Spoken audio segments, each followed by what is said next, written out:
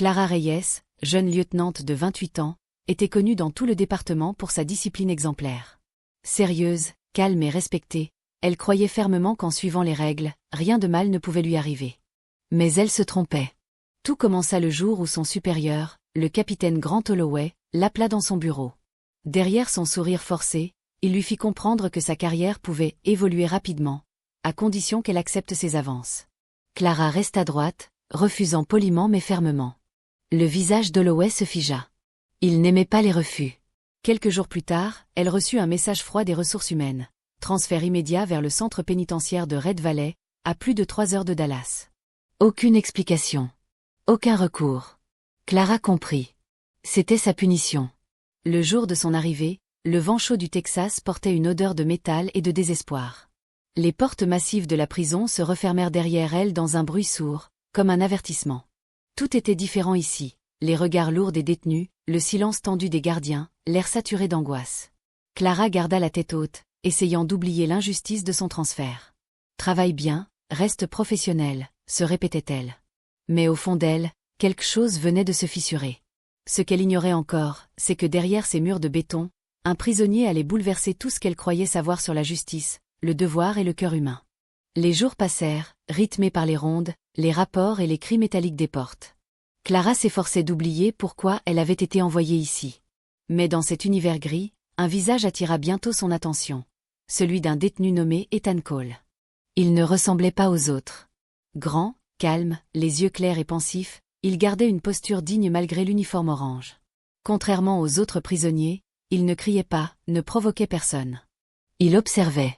Et parfois, son regard croisait celui de Clara, sans insistance, mais avec une étrange profondeur.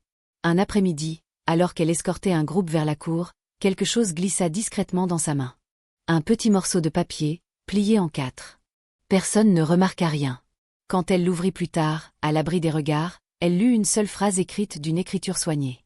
Infirmerie. Minuit. Clara sentit son cœur battre plus fort. Elle savait qu'elle ne devait pas y aller.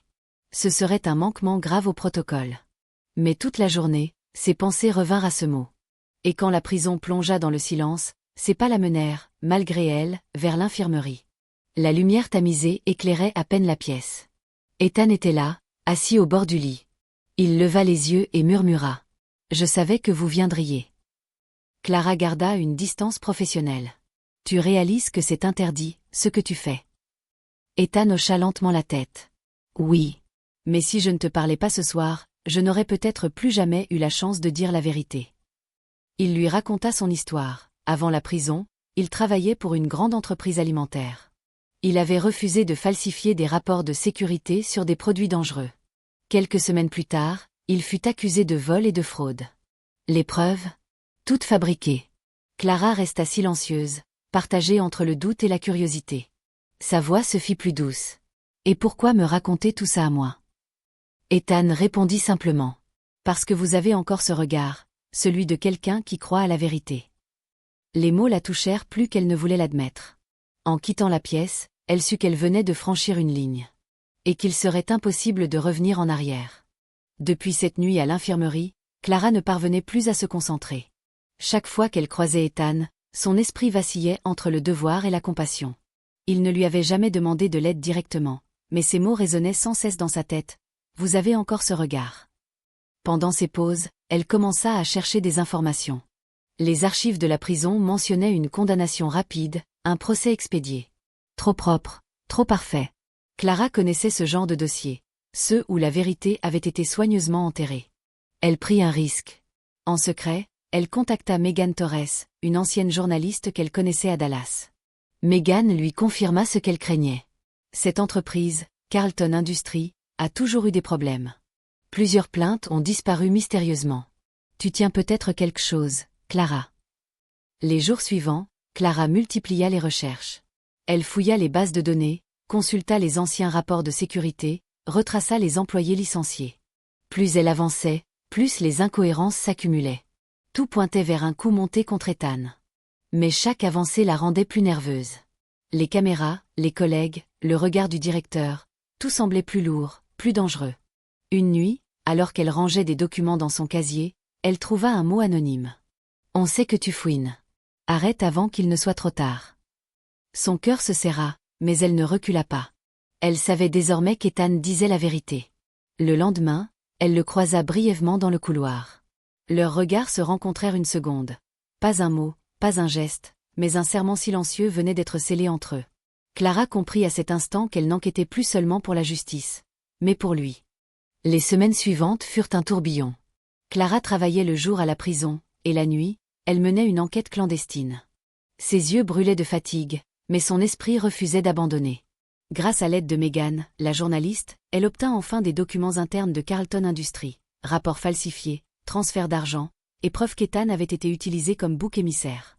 Un matin, Megan l'appela, la voix tremblante d'excitation. « Clara, c'est énorme. On a tout. Les emails, les signatures. Ethan disait vrai depuis le début. » Clara sentit un poids se lever de sa poitrine. Elle prépara discrètement un dossier complet et l'envoya à un contact au bureau du procureur d'État. Moins d'une semaine plus tard, la nouvelle tomba, le procès serait rouvert. Le jour du jugement, Clara était assise au fond de la salle. Ethan entra, menotté, mais le regard fier. Lorsqu'on présenta les nouvelles preuves, un silence tomba sur la salle. Les visages changèrent. Même le juge sembla comprendre l'ampleur de l'erreur. Quelques heures plus tard, le verdict fut prononcé. Non coupable. Ethan se tourna vers elle, leurs regards se croisèrent, emplis d'une gratitude silencieuse. Quand il franchit enfin les portes de la prison, le soleil se posa sur son visage comme une bénédiction. Clara l'attendait à l'extérieur. « Tu es libre, Ethan, dit-elle simplement. « Non, Clara, répondit-il avec un léger sourire. C'est toi qui m'as libérée. » Elle esquissa un sourire discret, dissimulant l'émotion dans sa voix. Après tant de luttes, la justice avait enfin triomphé. Pour la première fois depuis longtemps, elle sentit la paix l'envahir. Mais au fond d'elle, une étrange inquiétude persistait. Ce genre de vérité n'arrangeait jamais tout le monde. 3 mois après la libération d'Ethan, la vie semblait enfin retrouver son calme. Clara avait quitté son poste dans la prison et travaillait désormais dans la sécurité privée. De son côté, Ethan tentait de se reconstruire, loin des murs gris et des souvenirs qui l'étouffaient. Mais un soir, alors que Clara rentrait chez elle, son téléphone vibra, un message inconnu. « Tu n'aurais jamais dû fouiller. Regarde ce qu'on t'a pris. » Une photo s'afficha. Ethan, ligoté, le visage couvert de sang séché. Le monde de Clara s'effondra en un instant. Elle comprit. Carlton Industries n'était pas tombé, elle s'était simplement cachée dans l'ombre. Quelqu'un voulait se venger.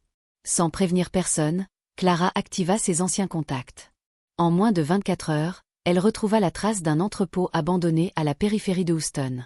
Elle s'y rendit seule, armée de courage et d'un pistolet qu'elle espérait ne pas devoir utiliser. À l'intérieur, la tension était suffocante. Le silence, brisé par les pas prudents de Clara, résonnait contre les murs de béton. Une voix froide s'éleva. « Tu aurais dû rester à ta place, officier. » Un homme surgit de l'ombre, Vargas, le bras droit du directeur de Carlton Industries. Il tenait Ethan en joue. Clara n'hésita pas. Un éclair, un cri, puis le chaos. 2 coups de feu retentirent. Vargas s'effondra. Clara courut vers Ethan, ses mains tremblantes défaisant les liens. « Je t'ai promis que je ne te laisserai plus seule, » murmura-t-elle. Ils sortirent dans la nuit, le vent fouettant leurs visages, le soleil prêt à se lever. Tout semblait enfin terminé. Mais alors qu'ils s'éloignaient, une voiture noire démarra lentement au bout de la rue, ses phares suivant leur silhouette. La guerre n'était pas finie. Elle venait à peine de commencer. N'oubliez pas de liker cette vidéo, de vous abonner à la chaîne et d'activer la cloche pour ne pas manquer nos prochaines histoires.